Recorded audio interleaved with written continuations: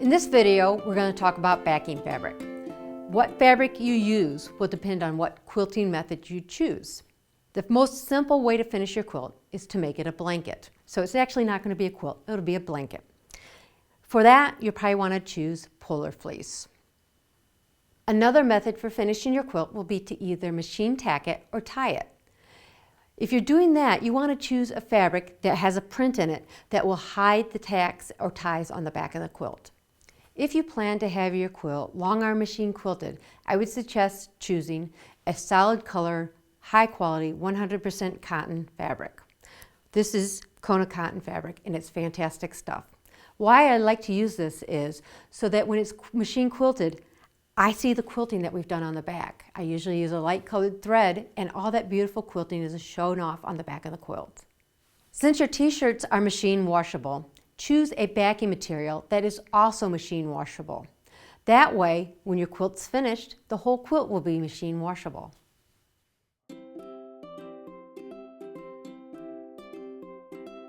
Unless you're using 108-inch fabric, you'll need to have a seam in your backing material. I like to have my seams run horizontally. That's because with a horizontal seam, I'll have a nice straight edge to line up on my leaders on my long arm quilting machine. If you run your seam vertically, you're not going to have a clean edge at the top of your fabric to line it up nice and neatly with your quilting machine. To figure out how much fabric you'll need for your quilt, add about 12 inches to the width of your quilt and then divide by 36.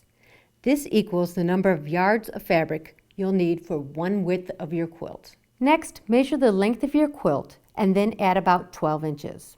Then divide the width of the backing material and round up to the next highest whole number. This is how many widths of fabric you will need. So in this example, the amount of fabric you will need is 2.7 times 3 equals 8.1 yards. So then round that up to 8¼ yards. If you're planning on using the same fabric for the backing of your quilt and for the binding, you need to make sure that you have enough either on the side or on the bottom. If you don't have enough material, you'll have to cut extra fabric. Generally, we just cut another piece of material, the same width that we've cut for the quilt. Welcome to my laundry room. The first step in preparing our fabric for your quilt is to wash it. I like to wash my fabric, one, so I get all the shrinkage out of the way, and two, so that there's no dye that would bleed on my quilt.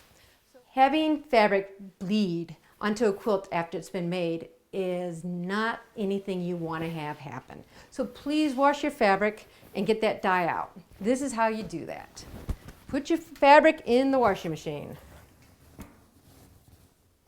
Next, we add a Shout color catcher. Shout color catchers are a terrific product because they catch all the loose dye that's in the water as you wash. So if you have a white load of laundry and have one red sock in it, the color catchers will catch that red dye and keep your clothes from being pink. One or two in your wash is all you need. So I have my color catchers in the washing machine ready to catch loose dye if there is any. Then I put some laundry detergent. Just a little bit is all you need.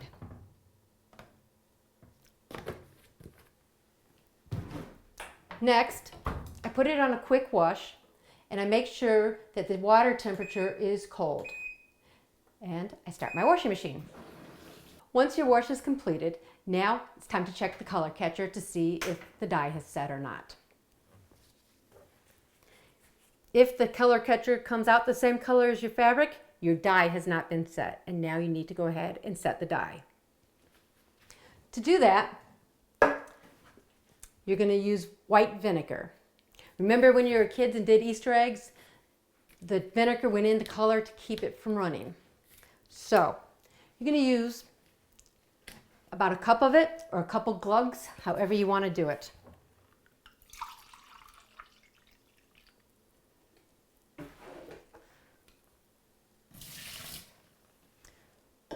After you put your vinegar in, you're going to do a soak cycle. Once your fabric has soaked overnight, time to rinse it out. So set your wash for a drain and spin if you have that, and start your machine. After your fabric is drained and rinsed, let's wash it again, and let's use about 3 color catchers to really make sure that we get all that loose dye. Then I put some laundry detergent. Next, put your washing machine back on a quick wash. Now that that cycle's over, let's check our color catcher. If the color catchers come out white, you're set, and the fabric can go into the dryer. But if your color catcher is still blue or the color of your fabric, you need to set it again. Follow the same procedure with the vinegar and set it again overnight. Once you've assured yourself that the dye in the fabric is set, move your fabric from your washing machine to your dryer.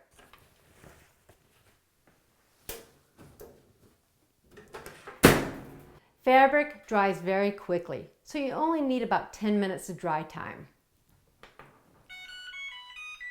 Once the fabric's dry, I like to fold it right away.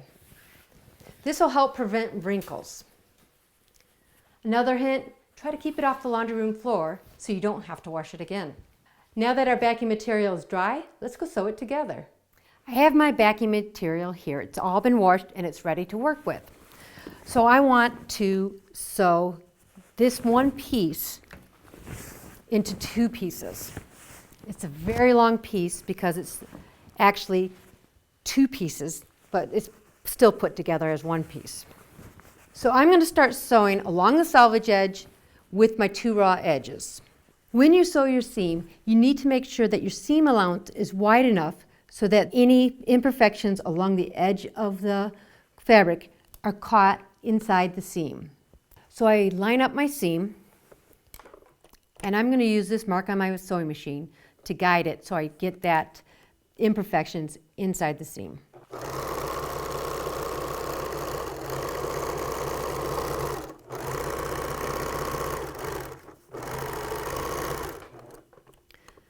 Again, I sewed towards the fold. That way both pieces will be the same size when I cut it open. So here's the seam we've just completed.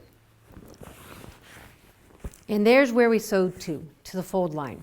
Now there's a number of ways you can open up your fabric. You could lay it on your mat and use a ruler to cut it open.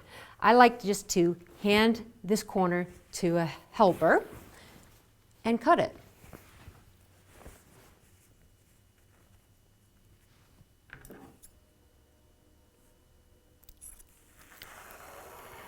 After you finish cutting that fold open, you now have enough material with 2 pieces for a quilt that is less than 88 inches. Now, if your quilt's larger, you'll need to add a 3rd piece onto the bottom.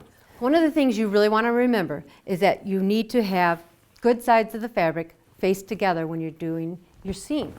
So make sure you know which side of this fabric is the good side. So do that, look for the bad side, and then remember that you've got to have the good side. Take your next piece of fabric, open that up, and lay the good sides together. Then gather along the selvage edge of both pieces, and now you know exactly where to sew for that 3rd seam. Now that I have my 3 pieces of fabric together, I need to find the center of the fabric for the long arm quilting machine. To do this, I grab another person, Faye. She'll grab 2 sides of the seams, and I'll grab the other sides. Next, we shake out the fabric, and if we were both just to line up our ends, we really wouldn't be finding the center. We need to look very carefully at the inside of this piece of fabric to make sure that it's not skewed one way or the other. We want to have this nice and flat and smooth. So we're going to pull it together, both of us looking, and line it up. So next we're going to fold the fabric in half. I want to make sure that I choose the shortest part of the fabric. If I fold on the longest, I might not have enough fabric. So to do this, I bring both ends together and I find the shortest one on both sides. Shake out the fabric. And there's the center. I grab my scissors and just make a nice little clip. Less than 1/4 inch is all you need, and that marked where the center of the fabric is. So when you're a long arm quilter or you put this on your long arm quilting machine, you'll know exactly where your center of your fabric is. If your quilt requires 3 pieces of fabric and you've gone to the fabric store and you bought one gigantic long piece of fabric, you need to divide that into thirds. To do this, grab another person and have them help you. So what we're doing is we each have 2 chunks of fabric. And we're just pulling them through so they're even. So now you've divided your fabric into 3 pieces.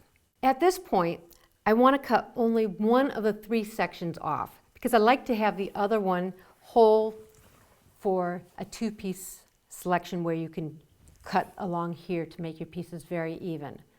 So to do this, I'm going to just slip off 1 piece of the fabric. All right, so I'm going to be cutting 1 of the thirds off. So now I have 1 piece, that's 1/3 of this big chunk of fabric.